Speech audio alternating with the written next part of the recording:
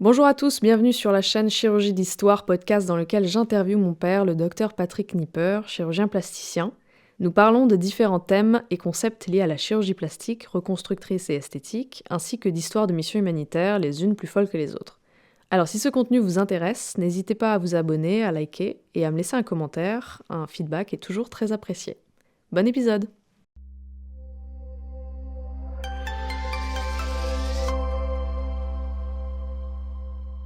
Alors, on vient de parler dans l'épisode précédent des missions d'exploration, dans un cadre complètement différent, puisqu'on parlait de Madagascar, où vous êtes partis en équipe, sur place, et vous avez opéré, etc. C'était pas comme une mission d'exploration qu'on entendrait au sens large et habituel, où vraiment tu vas sur place juste pour observer. Là, vous aviez fait quelque chose de très concret. Et tu pars là, dans 2 semaines à peu près, en Ukraine, à Lviv, donc pour faire du coup un autre type de mission d'exploration complètement différent. Alors, en quoi consiste cette mission, cette prochaine mission en Ukraine? Tout à fait. Alors là, c'est une mission effectivement qui est complètement différente. C'est une mission un peu plus classique, une mission dite exploratoire. Donc là, on part dans une quinzaine de jours. J'ai été sollicité par une ONG qui s'appelle Pompiers Solidaires et qui est spécialisée dans la sécurité civile, avec qui j'étais déjà parti sur le séisme en Turquie l'année dernière, où on avait été, ils avaient besoin d'un chirurgien, où on avait été sur place en Turquie. Donc là, c'est une mission exploratrice qui consiste à aller à Lviv, en Ukraine, pour prendre des contacts avec tout le système de sécurité civile des hôpitaux, pour qu'eux puissent éventuellement développer un programme d'assistance pour l'électricité, l'eau, etc. Et l'idée également, c'est de monter des cliniques mobiles. Donc Ok. pour aller dans le Donbass, enfin de manière un peu plus avancée, sur les oblasts. Alors, sûrement pas sur le front parce qu'on n'a ni la capacité ni le pouvoir militaire, je pense, ni les autorisations. En revanche, c'est pour essayer de créer ces cliniques mobiles. Et moi, plus spécifiquement, c'est de prendre des contacts avec des chirurgiens, des services de chirurgie de Lviv pour pouvoir établir un programme de chirurgie réparatrice. Et c'est surtout pour essayer de répondre à la demande Hmm. qui est énorme à cause des blessés de guerre, sachant que c'est quand même un pays très développé, un grand pays où il y a des hôpitaux, Mhm. des chirurgiens, etc. C'est juste pour, sur le plan chirurgical, proposer une assistance dans le cadre de la chirurgie réparatrice. Ok, mais parce que tu me disais, ils ont des chirurgiens là-bas.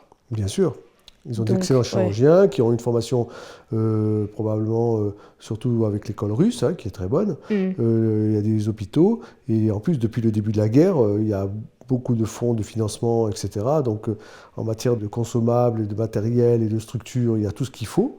Ils ont des chirurgiens qui, comme en Arménie d'ailleurs, sont maintenant très très spécialisés et très aguerris à la chirurgie de guerre et à ce type de pathologie secondaire au bombardement, etc. En revanche, il leur manque toujours des hyper spécialistes dans des domaines bien précis, Hmm. de reconstruction, de microchirurgie ou d'intervention très spécifiques dans la chirurgie réparatrice. D'accord, donc là, par rapport à l'ONG où d'habitude vous partez sur le terrain avec anesthésiste, infirmière, etc., là tu pars seul pour observer, du coup. Alors là, je pars pas seul, je pars avec des pompiers, je pars également avec un collègue, un confrère qui est chirurgien gynécologue, le professeur Henri Jean-Philippe, qui est spécialiste de gynéco-obstétrique, qui lui va s'occuper surtout de la partie materno-infantile. Donc dans le cas d'une clinique mobile, c'est plutôt l'assistance, lui c'est le côté gynéco pour les femmes enceintes, etc. Et moi c'est plutôt sur le côté réparateur. Et donc je pars avec une équipe qui va sur place. Alors la différence de Madagascar, on ne va pas travailler là dans cette première mission. Hmm. Alors je ne sais pas, je te dis aujourd'hui que je ne vais pas travailler, mais si Ouais. jamais il y a un accès au bloc opératoire et qu'il y a des interventions, je suis tout à fait disposé à y aller. Mais là, ça serait plutôt une vraie mission d'exploration, prise de contact avec l'ambassadeur, le gouverneur, le préfet local, enfin le maire, les directeurs d'hôpitaux, les chirurgiens, pour essayer d'apprécier et de comprendre la vraie demande qu'il y a à Lviv aujourd'hui dans ce domaine, voire un peu plus en province, du côté de la zone de front. Mhm. Donc pourquoi elles vivent? Quels besoins spécifiques Ils ont été identifiés. Alors elles vivent, pourquoi elles vivent? Parce qu'elles vivent, c'est à l'ouest, c'est beaucoup plus protégé, c'est beaucoup plus facile d'accès parce que c'est un pays en guerre, donc déjà les ONG généralement n'y vont pas. Donc là c'est quand même un peu plus sécurisé par rapport À Kiev et tout, à l'est, quoi. à Kiev et puis surtout Mm. aux oblasts du sud où il y a la guerre et là où en général on n'y a pas accès. D'abord, premièrement parce qu'on n'a aucun intérêt, deuxièmement parce que c'est trop dangereux, troisièmement parce que ce sont des zones de guerre. Et nous, on n'intervient que dans la réparation, donc en arrière du front. Pourquoi Lviv? Parce que Lviv, c'est un gros carrefour, et puis c'est surtout très proche de la frontière polonaise, et donc c'est beaucoup plus facile d'accès, et c'est un point central pour Ouais. pouvoir coordonner les soins et les actions. Donc comment vous faites pour y aller concrètement? Vous allez en Pologne et après Alors, vous... concrètement, pour y aller, ben, on va en Pologne. Alors pour aller en général en Ukraine, on passe par la Pologne, par Varsovie, Cracovie ou Rzeszów. C'est un peu dans le sud. Donc on atterrit sur place et après on prend une voiture ou un bus ou un train et on va jusqu'à la frontière.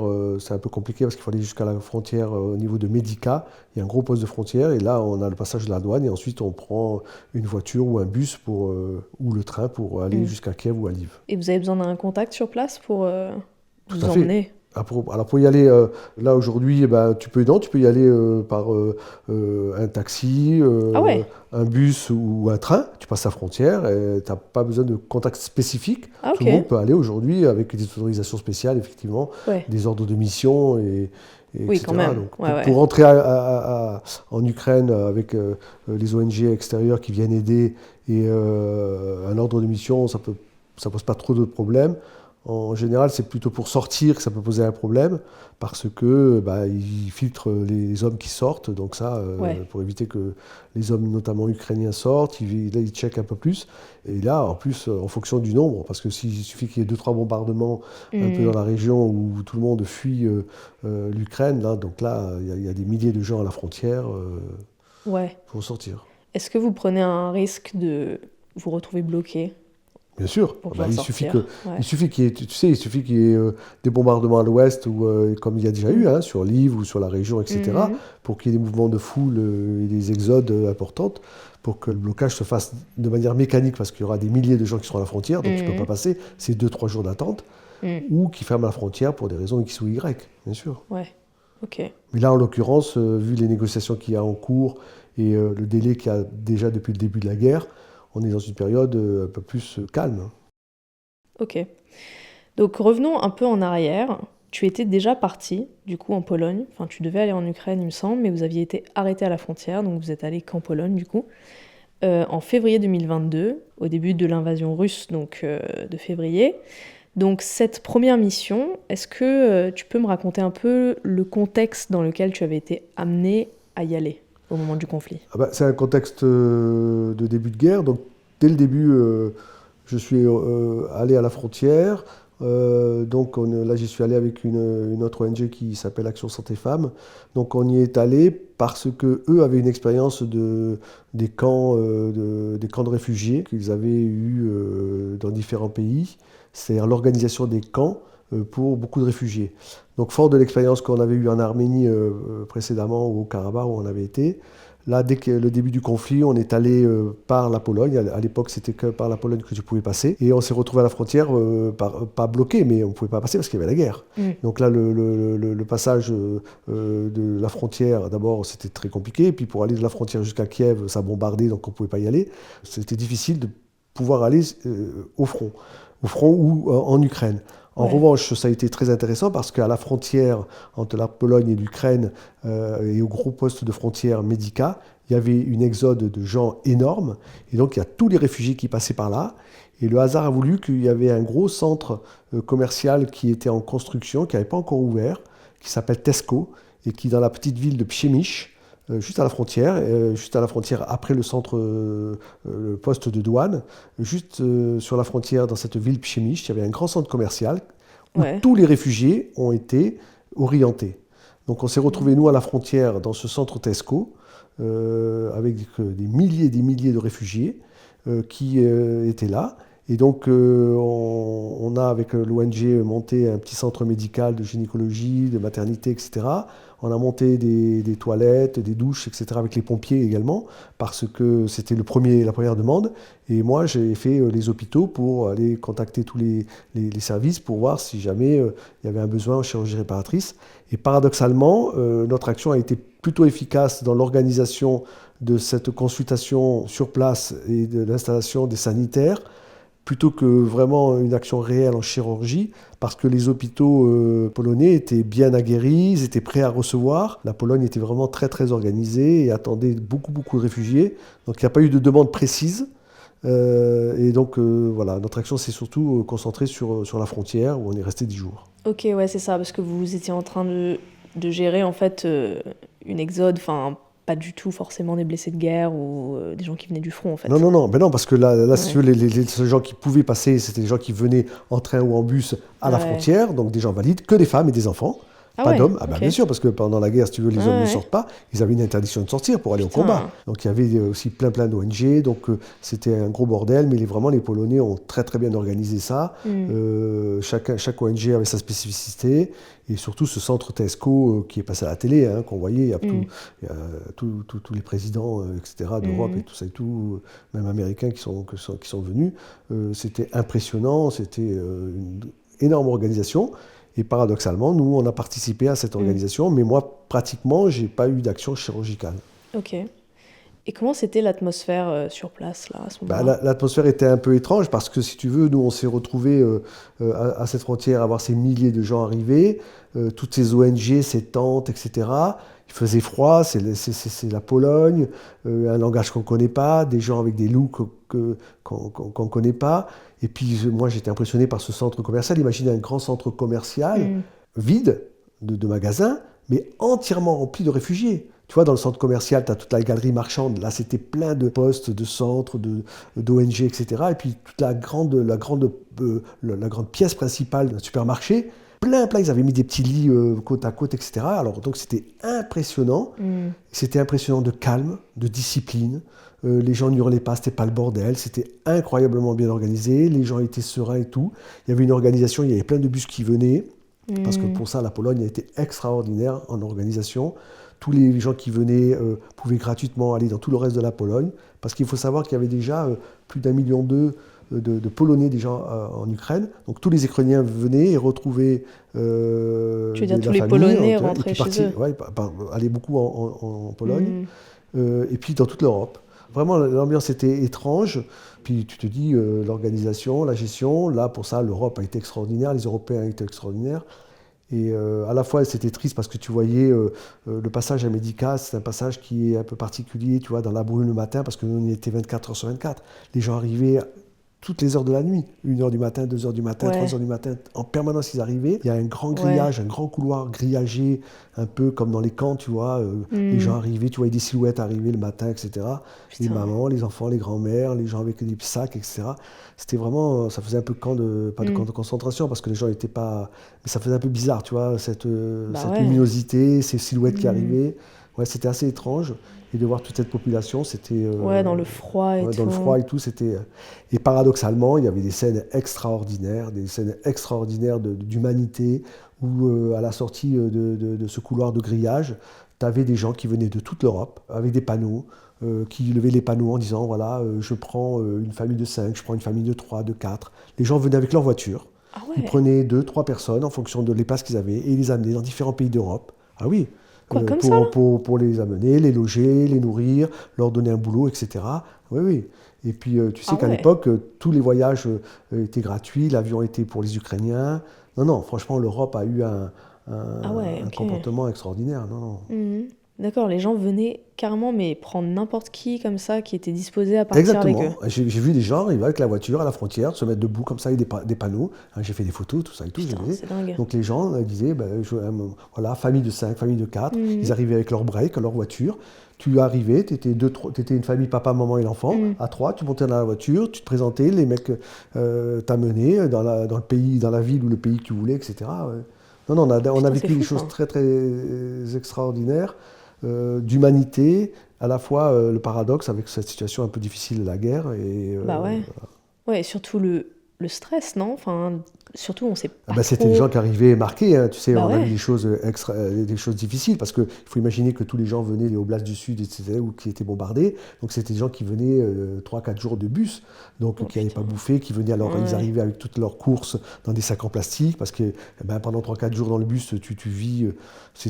Alors c'est pour ça que très vite, on s'est dit, tiens, quel est le besoin? Mm. Alors là, moi, j'ai vu que le besoin chirurgical n'était pas concret, puisque moi, à la frontière, il n'y avait pas de blessés de guerre. Les blessés de guerre étaient dans les hôpitaux en Ukraine.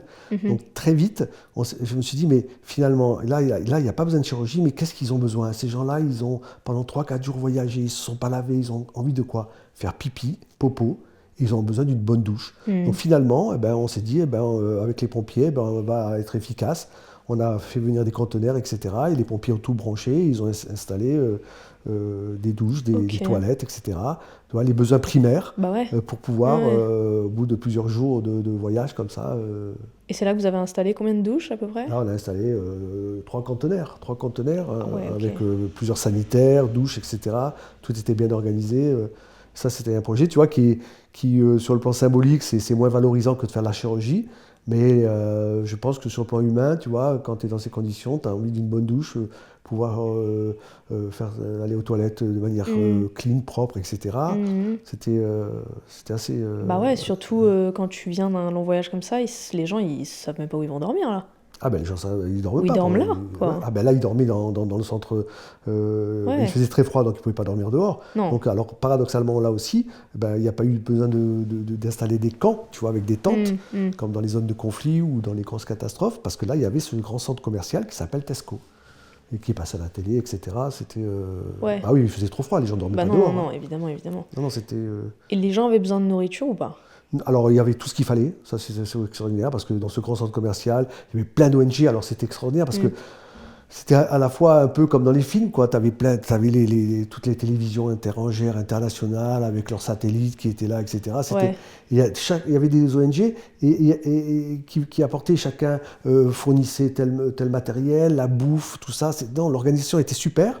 Et il y a même une ONG qui était extraordinaire. Il y a une ONG, j'ai oublié le nom. Ils étaient sur le parking du centre commercial. Le mec, il avait une voiture. Et tu sais qu'est-ce qu'il faisait? Il distribuait des cartes de téléphone gratuitement. Ok. Donc Ah ouais.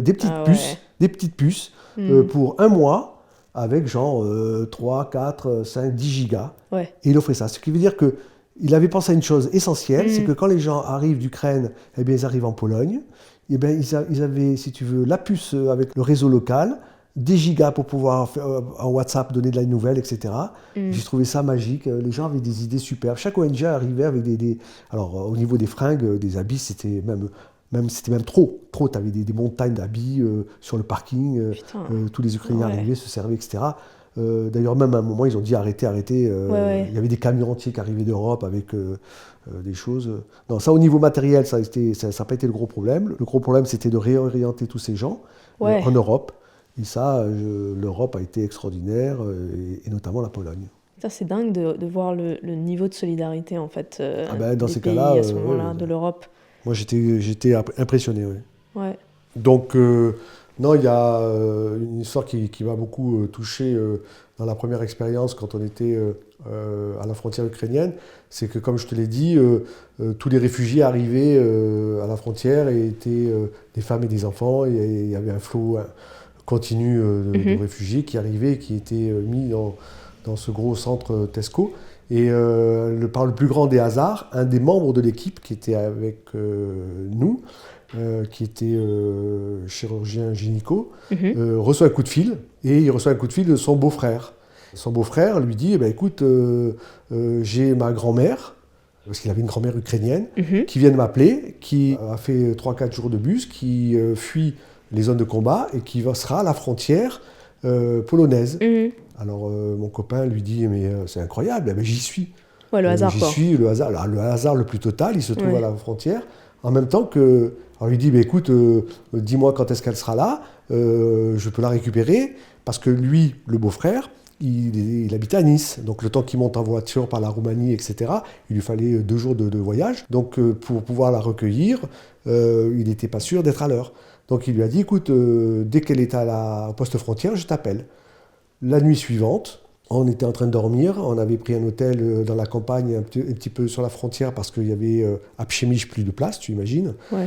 On reçoit un coup de fil en pleine nuit, et donc c'est le beau-frère qui l'appelle en lui disant, écoute, elle est au poste frontière. Donc nous, en pleine nuit, on va la récupérer, on prend la voiture, on va jusqu'à la poste frontière, on arrive à identifier dans ce flot de trucs, je ne sais plus comment on Ouais. l'a reconnue. Elle est arrivée, donc on voit une femme, elle est accompagnée d'une autre personne, et on récupère la grand-mère donc à la frontière par le nom. Et on la récupère, bon, on l'amène avec nous, on lui donne à manger, etc. Enfin, on lui donne un petit déjeuner, et on se retrouve, on s'était donné rendez-vous sur la gare routière de Pchemish le lendemain. Donc là, mon copain et son beau-frère étaient en contact WhatsApp, et donc vers 11h du matin, on se retrouve, il arrive à la gare routière. Et donc, moi, j'étais là, je me suis un peu reculé parce que je trouvais la scène magique un petit peu, et un peu voyeur. Je prends une photo et je vois arriver le beau-frère. Et comme il y avait beaucoup de bordel, il y avait beaucoup de gens sur la gare routière, le beau-frère voit mon copain. Et donc, il vient, il va sur lui directement, il l'embrasse, mais en passant, il ne voit pas sa grand-mère. Sa grand-mère était juste à côté, puis parce qu'elle était en train de parler avec une autre dame. Et donc moi je suis un peu surpris. Ouais. Et donc là mon copain lui dit, eh ben, elle est là. Donc là évidemment quand il voit sa grand-mère, il lui saute dans les bras, Ouais. il s'embrasse. Ouais. La grand-mère pleure évidemment.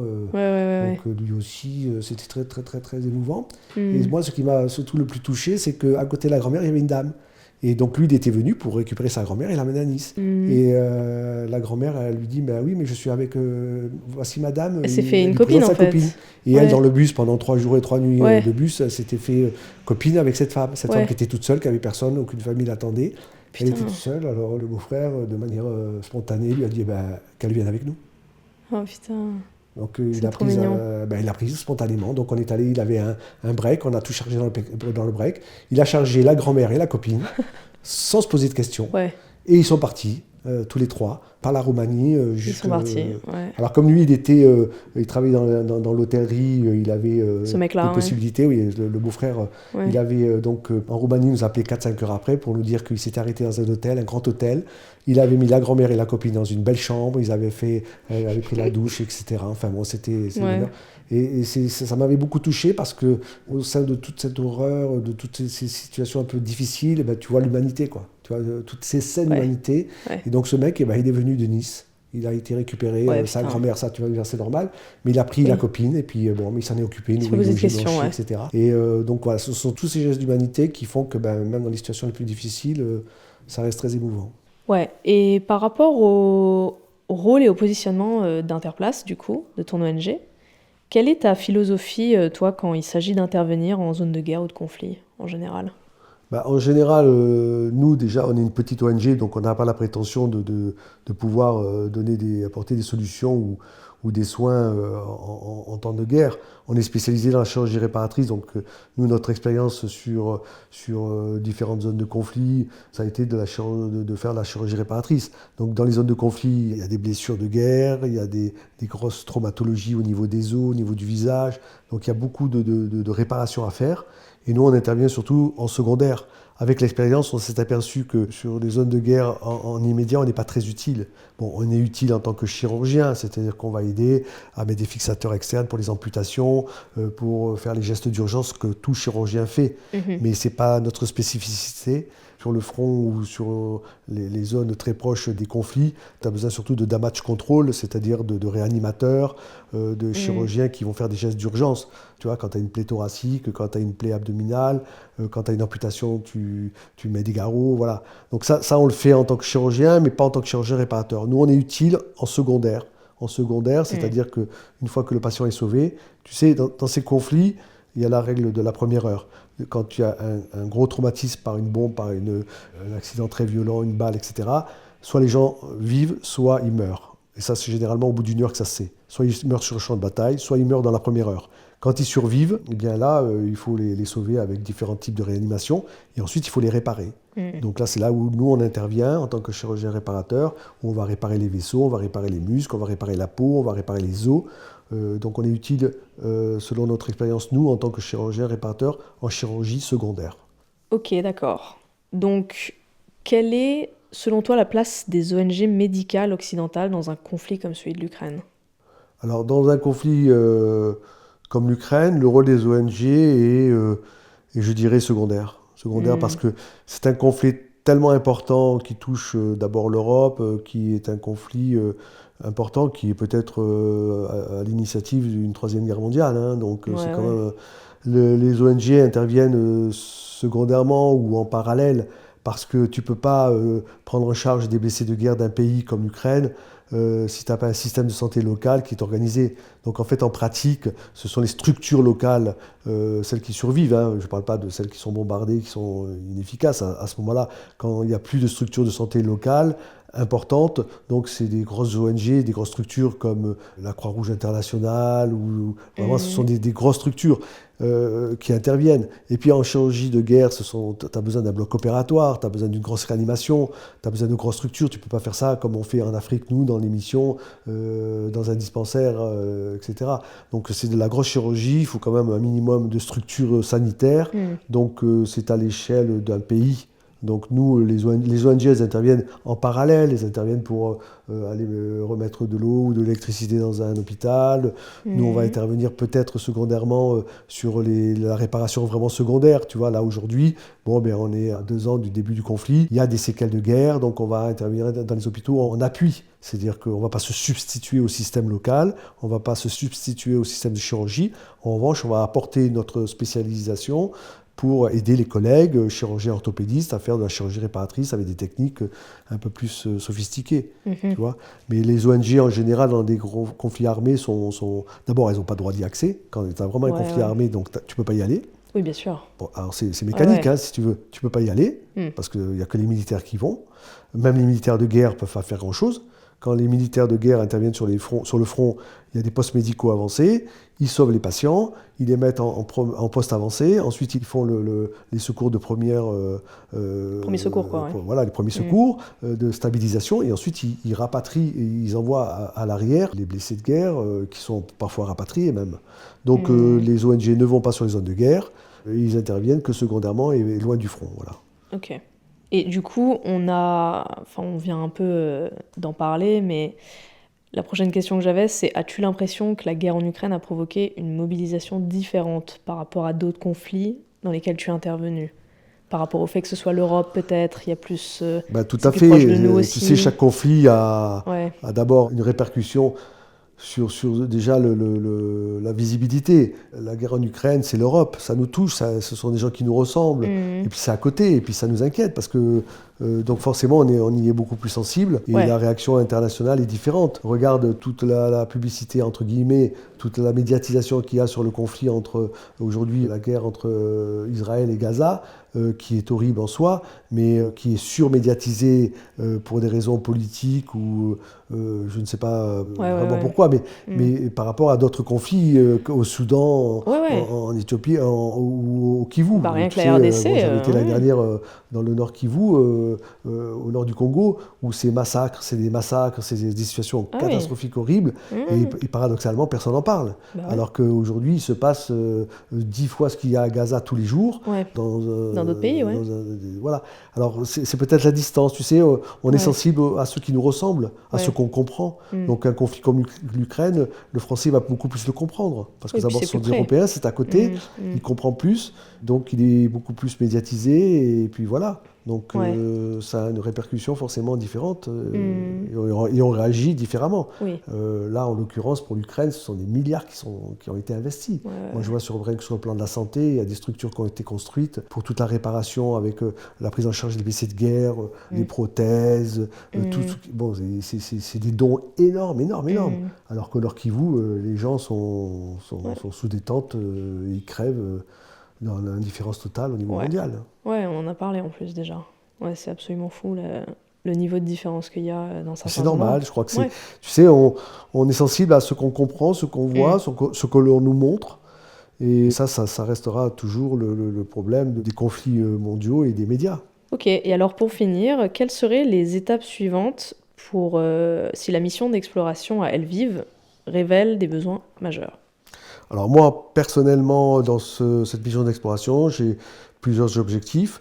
La première, effectivement, c'est donner et apporter mon expertise sur les cliniques mobiles pour pouvoir apporter notre savoir-faire sur la chirurgie d'urgence dans des petites structures en conditions précaires. Hein, tu vois, tu peux imaginer que ce qu'on fait au village, ce qu'on fait en dispensaire, ce qu'on fait dans les zones de conflit, eh bien, on peut, avec une clinique mobile, faire les premiers gestes d'urgence. C'est un premier objectif. Et ça sera en fonction de la demande des Ukrainiens.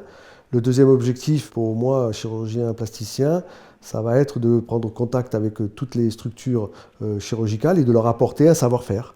Donc un savoir-faire qui va être soit à l'étage de mon ONG, c'est-à-dire qu'on va pouvoir, si jamais ils sont très demandeurs de gestes de chirurgie réparatrice ou d'un complément, c'est de venir faire des petites missions ponctuelles pour leur apporter une aide.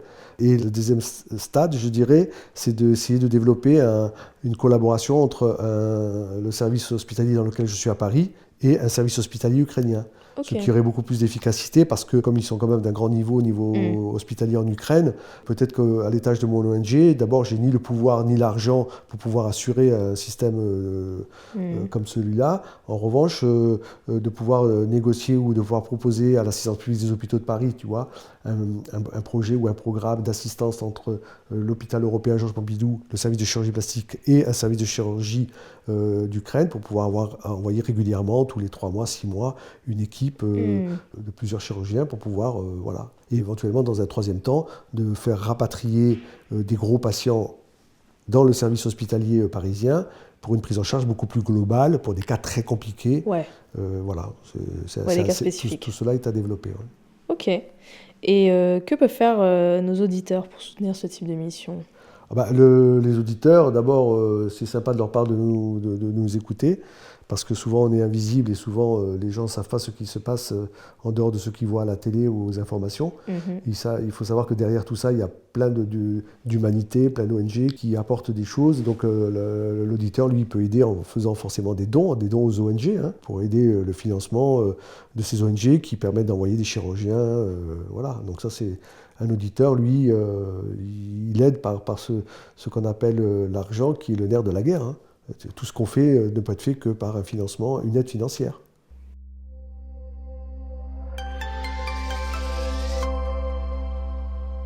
Merci beaucoup d'avoir écouté. Si cet épisode vous a plu, n'hésitez pas à vous abonner, à liker et à partager notre contenu. Tous les liens sont dans la description. Et à la prochaine pour un autre épisode.